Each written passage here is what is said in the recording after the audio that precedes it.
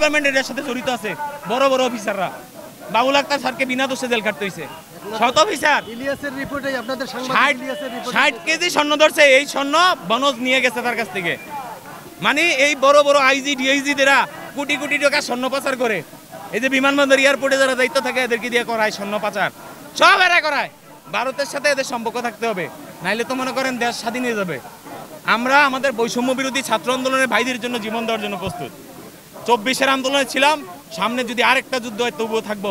এই দেশের মাটি, এই দেশের মাটির সাথে যে যারা গাদ্দারি করবে তাদের সাথে আমাদের সংগ্রাম। আমরা এই দেশের মাটিকে ভারতের আঙ্গিনা হইতে দেব না, এই দেশের মাটিকে ভিনদেশীদের আঙ্গিনা হইতে দিব না। এটা আমাদের মাটি, আমাদের অধিকার, আমাদের দেশের মানুষকে নিয়ে আমরা ভালো থাকবো। এটা অনেকবার বলছি যে মুক্তিযুদ্ধ সনদ সংক্রান্ত বিষয়ে গ্যাজেট, আমার গ্যাজেট সঠিক নয়, ভুয়া মর্মে প্রতীয়মান হয়েছে। পরবর্তীতে কোর্টে রাষ্ট্রপক্ষ প্রমাণ করতে ব্যর্থ হয় যে আমার কাগজপত্র ভুল। বুঝতে পারছেন? কারণ গত 16-17 বছরে অনেকেই মুক্তিযুদ্ধ হয়েছে, আমারও দাঁড়িয়ে আছে, হেরও দাঁড়িয়ে আছে, হে মুক্তিযোদ্ধা।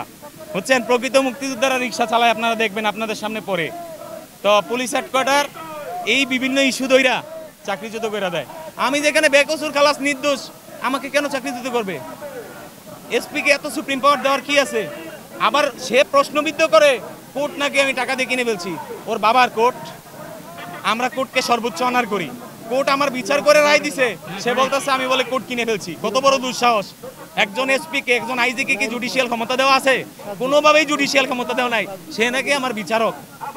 তখন বলছি you are a just my SP, police super, you are a not justice, you have no judicial power. কয় তুই আমার সাথে ইংলিশ মারস? আমি জেরিন আক্তার, সেখানে শেখ হাসিনার সাথে ডাইরেক্ট কথা বলি। সে এখন কোথায় আছে জানেন? জেরিন আক্তার এসবিতে এডিশনাল ডিআইজি হিসেবে প্রমোশন প্রাপ্ত। আমরা কোন দেশে বাস করি? আমার বৈষম্য বিরোধী আন্দোলনের যারা নেতৃত্ব দিচ্ছে তারা এগুলো দেখে না? জেরিন আক্তার বিরাট বড় গাদ্দার, স্বর্ণ চোরাচালানকারী। বান্দরবনের গুমদুম তদন্ত কেন্দ্র থেকে ওসি দেলোয়ারকে দিয়ে সে স্বর্ণ চোরাচালান করাইতো। কি জানতে চান? এই 2200 পুলিশের কাছে হাজার হাজার তথ্য আছে এসপি ডিআইজিদের। আমাদেরকে পালাতে সাহায্য করলো কারা? যেই সকল পুলিশ সদস্যরা ওদের আকাম কুকামের ফিরিস্তি জানে তারা চাকরিতে নাই, ফাঁস হয়ে যাবে। বুঝতে পারছেন? আমাদেরকে চাকরি দিলে দেশের জনগণের লাভ হবে, লস হবে না। আর ওদেরকে বাইন না করলে এই দেশের মানুষকে আবার গুলি করবে। আমরা কোনোদিন পারবো না আমার দেশের জনগণের বুকে গুলি চালাইতে। ওরা টার্গেট করে কয় আয় আয়, গুলি করে। বুঝতে পারছেন? আমরা দেশপ্রেমিক, এই জন্য আমরা মরার জন্য চলে যাই। আমাকে টার্গেট করে রাখবে, আওয়ামী লীগের তারা টার্গেট করবে, যারা আমার কথা ভালো না লাগে তারা টার্গেট করবে, আমাদের পুলিশের ডিবি এসবি যারা আছে না, তারপরে ওই যে কি কয় ডিজিএফআই, সবাই আমার টার্গেট করবে যে এই ছেলে তো ফাল দিয়ে কথা বলে কেন। আমি যে কেন বলি আপনারা তো বুঝবেন না। গরম গরম টাকা কামাই করেন তো টের পান না। আমরা রাস্তায় রাস্তায় আমি কনস্ট্রাকশনের কাজ কইরা ইটবালি সিমেন্টের একটা বিএ পাস ছেলে ইটবালি সিমেন্টের কাজ করতে হয়, লুকাইয়া গোপন দূরে যাইয়া পুলিশের চাকরি করা। কিন্তু এই দুইটা হাত তো ছিল এই দেশের জনগণের সেবার জন্য, কাউকে পিটানোর জন্য না। আমার শিক্ষকদেরকে ওরা মারে। অর্ডার যদি এসপিডি এই দিন না দেয়, এই পুলিশের ক্ষমতা আছে কারো গায়ে হাত দেওয়ার? বলেন, ক্ষমতা নাই।